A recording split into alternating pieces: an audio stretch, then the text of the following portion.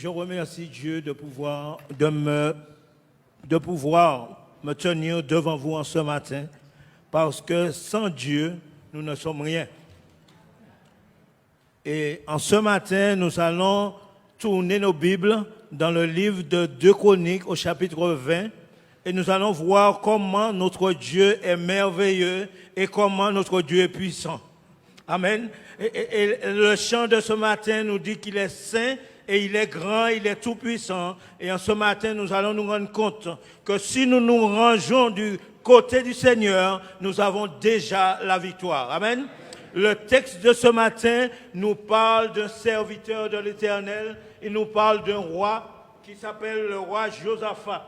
Et le texte commence en disant, après cela, les fils d'Ammon et les fils de Moab et les Maonites marchèrent contre Josaphat. Le texte me dit après cela. Après cela, c'est après quoi? Le texte me dit après cela, ça veut dire après cela, Josaphat a fait des choses en amont. Il est allé avec Akab. Il s'est allié avec Akab pour aller à la guerre. Il s'est allié avec... Merci. Il s'est allié avec ses frères. Il s'est allié pour aller à la guerre. Et Josaphat aussi a fait que le peuple de Dieu retourne au Dieu Tout-Puissant. Amen. Il a remis l'étude de la Bible dans la maison d'Israël et le peuple de Dieu marchait comme Dieu le voulait. Mais nous savons, lorsque nous décidons de marcher selon la volonté du Seigneur, le diable veut toujours faire quelque chose. Lorsque nous décidons de prendre le Seigneur pour maître, ne nous leurrons pas, ne rêvons pas, nous ne serons pas en paix. Parce que le diable va nous chercher des problèmes. Et Josaphat conduit le peuple selon son père.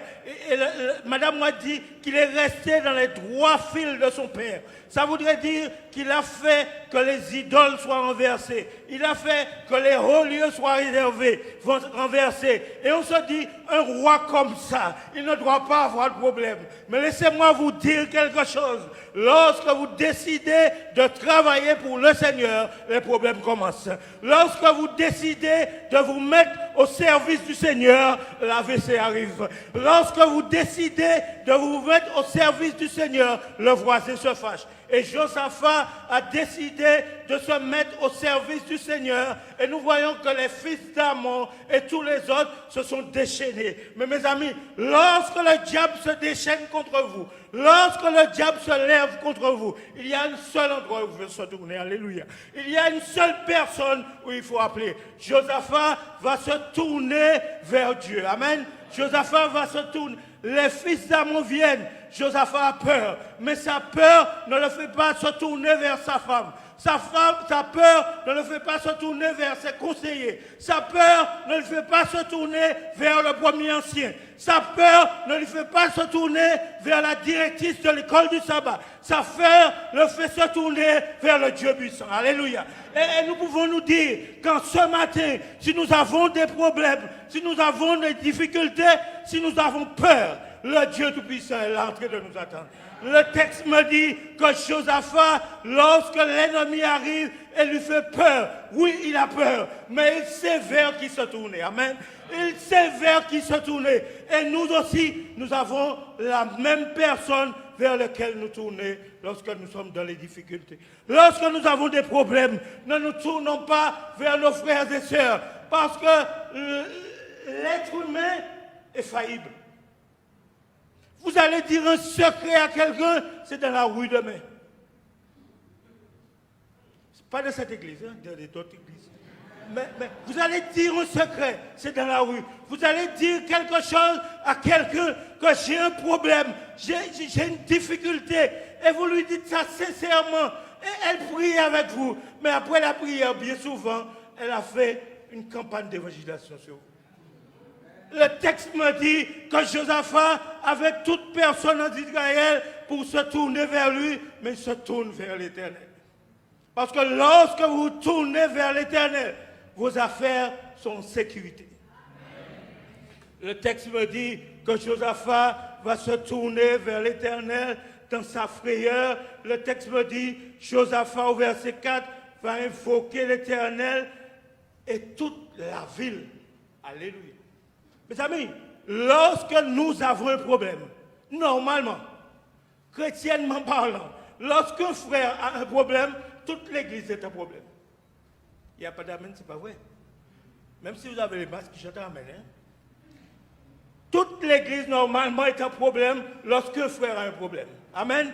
Toute l'église normalement est un problème lorsqu'une sœur a un problème. Amen. Laissez-moi vous dire, lorsqu'un enfant de Dieu est un problème, toutes les autres sont un problème parce qu'ils sont là, liés avec lui par la prière pour l'aider à sortir du problème. Le texte me dit que Josaphat se tourne vers l'Éternel. Et lorsque le roi se tourne vers l'Éternel, le peuple se tourne vers l'Éternel. Amen. Et Josaphat va se tourner vers l'Éternel. Et ça, c'est une bonne chose. Et Judas s'assembla pour invoquer l'Éternel et l'on vit toutes les villes de Juda pour chercher l'Éternel. Mes amis, bien souvent, je ne veux pas prendre la situation dans laquelle nous sommes, c'est trop répétitif. Bien souvent, lorsqu'un problème arrive, nous regardons le problème seulement. Et nous ne regardons pas celui qui peut nous faire passer au-dessus du problème. Judas rentre dans un problème. La situation est dangereuse. Ils sont entourés de partout et ils ne voient pas la solution. Mais Josaphat qui est habitué à l'Éternel, entrevoit quelque chose, il se tourne vers l'Éternel. Et le peuple qui est maintenant habitué à la parole de Dieu suit le roi et se tourne aussi vers l'Éternel. Mes amis, lorsqu'on se tourne vers l'Éternel, la Bible me dit, le peuple se tourne vers l'Éternel et ils se mettent à jeûner. Le texte me dit que c'est pas à ce moment-là qu'ils vont à la galeria remplir le réfrigérateur. Ce n'est pas à ce moment-là qu'ils vont dans les autres supermarchés remplir les réfrigérateurs et mettre des embouteillages. Mais le peuple sait que nous sommes en problème. Le peuple va se mettre à genoux et il va boire de l'eau et il va manger des fruits parce que le peuple veut que l'Éternel vienne à son secours. Et lorsque le peuple veut que l'Éternel vienne à son secours et qu'il se mette à jeûner. Mes amis, lorsque le peuple de Dieu jeûne, lorsque le peuple de Dieu prie, Dieu doit faire quelque chose. Alléluia. Le texte me dit, le peuple jeûne, le peuple prie et l'Éternel va faire quelque chose. L'Éternel, l'Esprit de l'Éternel. Suivez le texte vous-même. Il faut prendre votre texte parce que moi je veux un petit peu vite. Le texte me dit que l'Esprit de Dieu va se servir, l'Esprit de Dieu va prendre possession, va se saisir de Jazraël dans l'assemblée. Laissez-moi vous dire quelque chose. Lorsque vous priez le Dieu du ciel, lorsque vous priez le Dieu de l'univers, quelque chose doit se passer. Et laissez-moi vous dire quelque chose. Ne regardez pas que c'est une jeunesse qui vous dit allons faire comme si. Ne regardez pas que c'est un vieillard qui vous dit allons faire comme si. Parce que vous avez prié le Dieu du ciel. Et le Dieu du ciel a décidé de mettre sa puissance dans un jeune. Le Dieu du ciel a décidé de mettre sa puissance dans un adulte. Et la seule chose à faire, c'est écouter la voix de l'Éternel. Amen. C'est écouter la voix de l'Éternel à travers cet enfant. Écouter la voix de l'Éternel à travers cet adulte et faire ce que l'Éternel nous dit. Alléluia. Le texte me dit que l'Éternel ne fait exception de personne. L'Éternel peut prendre un jeune, dire à un ancien, frère ancien, cette chose-là est mal. Nous devrions faire comme ça. Et lorsque l'ancien va s'humilier, alléluia, lorsque l'ancien va s'humilier et va dire, mon enfant, je vois que ce que tu me dis, c'est la vérité. Mettons-nous ensemble, prions notre Dieu. L'Éternel fait un miracle. Il nous faut arrêter de monter sur nos grands chevaux parce que nous parlons un petit peu de français plus que l'autre. Il nous faut arrêter et voir par la grâce de Dieu que nous sommes tous au même niveau. Mais il y a une chose qui est importante, c'est que nous servons un Dieu de miracle. Le texte me dit que l'Esprit de Dieu, mes amis, lorsque l'on prie, lorsque le peuple de Dieu prie, l'Esprit de Dieu se saisit de quelqu'un.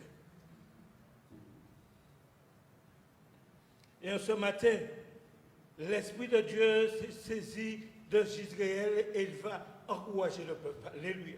Laissez-moi vous dire quelque chose.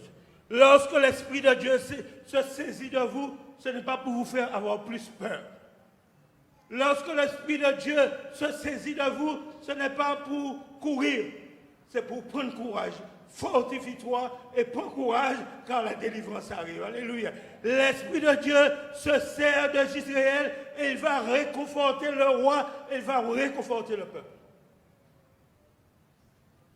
Laissez-moi vous dire, et dans ce réconfort, il va dire quelque chose. Mes amis, c'est magnifique.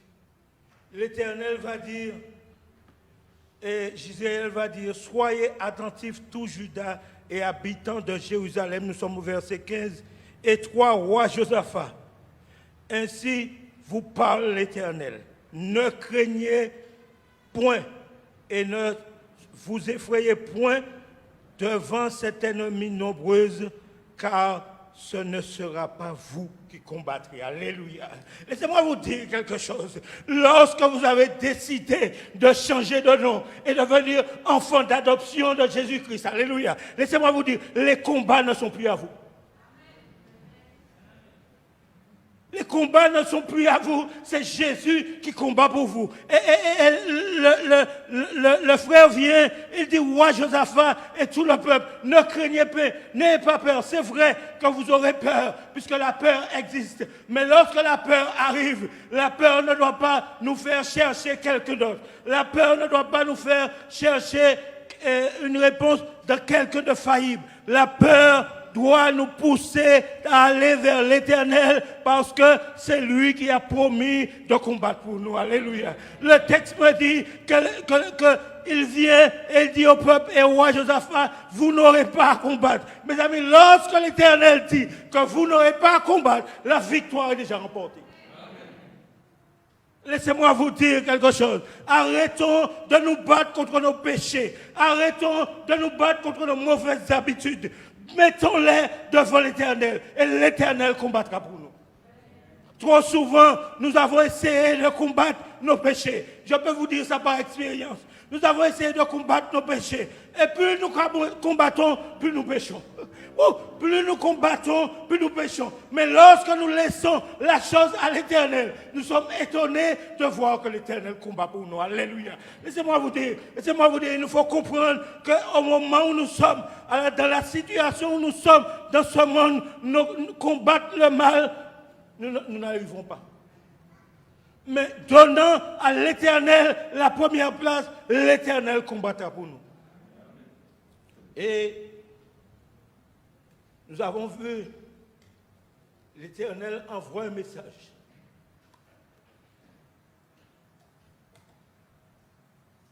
Mais le roi Josaphat écoute. Il est bon d'entendre de bons messages, mais il est bon d'écouter. Et vous savez, le roi Josaphat va écouter. Et il leur sera dit, demain descendez contre eux. Ils vont monter sur la colline de Tis et vous les trouverez à l'extrémité de la vallée en face du désert. Laissez-moi vous dire quelque chose. Lorsque nous faisons confiance à l'Éternel, l'Éternel nous donne les plans de l'ennemi. Il n'y a pas d'amen ici parce que je ne sais pas, mais le texte est en train de me dire que les gens vont partir en bataille, mais que l'Éternel connaît déjà les plans de l'ennemi. L'Éternel dit que l'ennemi va monter par là, mais vous faites par là, parce que c'est là que j'ai décidé de vous les donner entre vos mains. L'Éternel combat pour nous et il fait les plans de la bataille pour nous. Nous ne pouvons pas faire le plan de bataille, parce que des fois, nous ne pouvons même pas nous gérer nous-mêmes. Allez voir faire des plans de bataille. Ce n'est pas pour vous.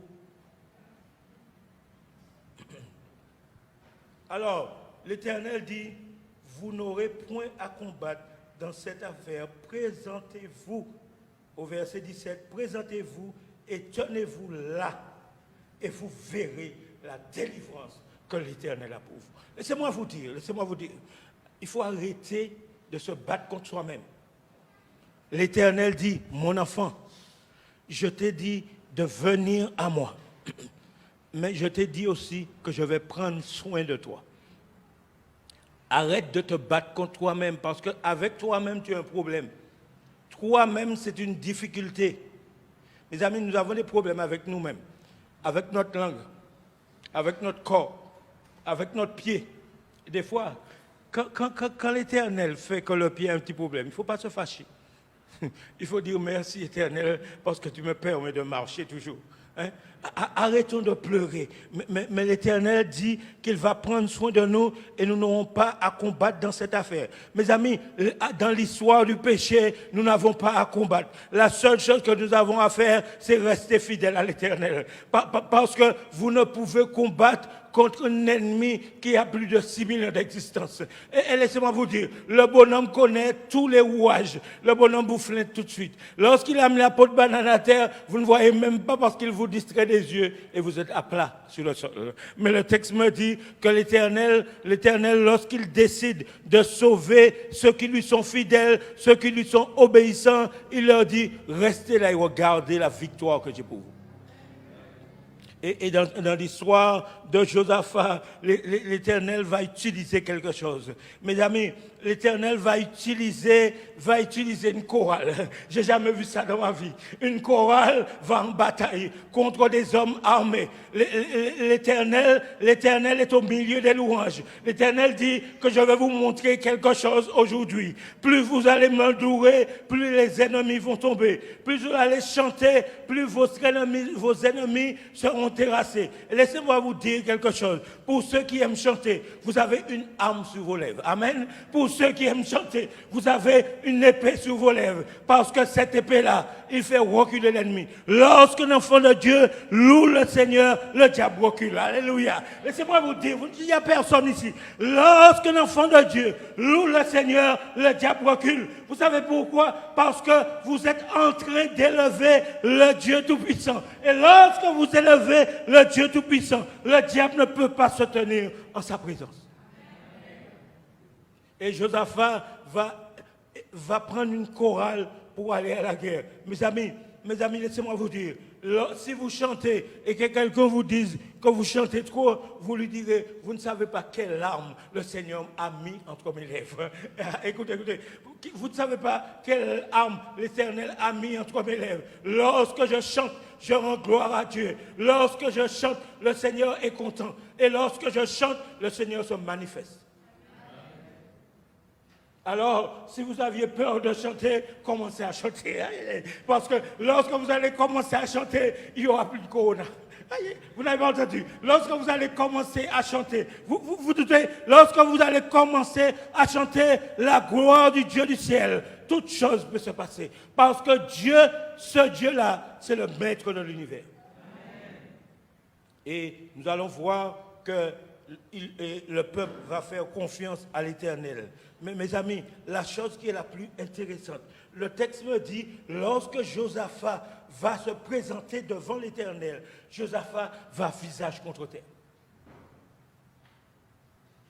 Nous, lorsqu'on nous dit, mettez-vous à genoux pour prier, c'est déjà difficile. Et nous avons plus de moyens maintenant. C'est déjà difficile quand on dit, mettez-vous à genoux pour prier. Mais le texte me dit que Josaphat se coucha visage contre terre.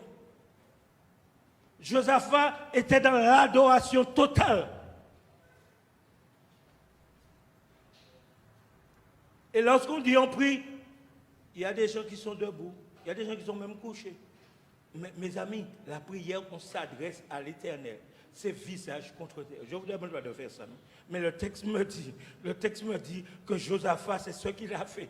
Et il s'est couché visage contre terre. Le bonhomme était dans l'adoration de son Dieu et devant son Dieu, il n'est rien. Mes amis, on ne peut pas lever les yeux. On est obligé de se coucher visage contre terre. Mais lorsque vous êtes couché visage contre terre avec un cœur contrit, l'Éternel voit votre humilité et répond à vos prières. Alléluia. Laissez-moi vous dire quelque chose. Si pour maintenant, on disait à toute la Martinique, mettez-vous coucher visage contre terre, et quand le corona part, tout le monde se couche visage contre terre, mais sans être humilié devant l'Éternel.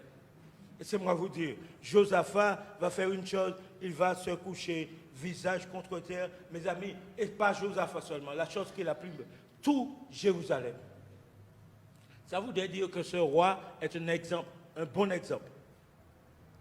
Et dans l'adoration, le roi arrive à emmener tout le peuple dans l'adoration. Et mes amis, il nous faut comprendre une chose. Le peuple va faire des choix. Ça voudrait dire, il ne faut pas prendre des gens qui chantent. N'importe comment, vous avez compris? Comme moi.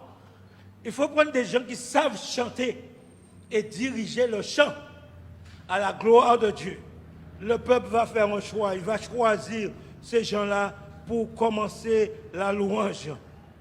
Et mes amis, lorsque le peuple place les gens qu'il faut pour commencer la louange, le texte me dit que l'Éternel dresse des embuscades. Les chantres ne savent pas la puissance qu'ils ont. Vous n'avez pas compris. Les chantres ne savent pas la puissance qu'ils ont entre leurs mains. Parce que le texte me dit, lorsque les chantres commencent à chanter, s'il y a l'ennemi qui arrive, l'Éternel met des embuscades.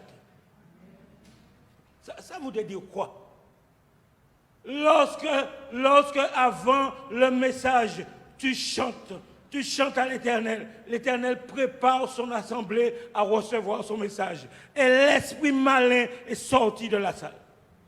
Oh, mes amis, est-ce que vous comprenez ça? Le texte me dit, dans une bataille, l'Éternel dresse des embuscades. Alors lorsque tu viens dans l'adoration, et lorsque les chantres commencent à chanter, ton esprit est tourné vers l'Éternel et l'esprit du mal est enlevé de la salle par la grâce de Dieu. Le texte me dit que lorsqu'ils vont faire ça, mes amis, alors à ce moment-là, il y aura un problème. Les fils d'Ammon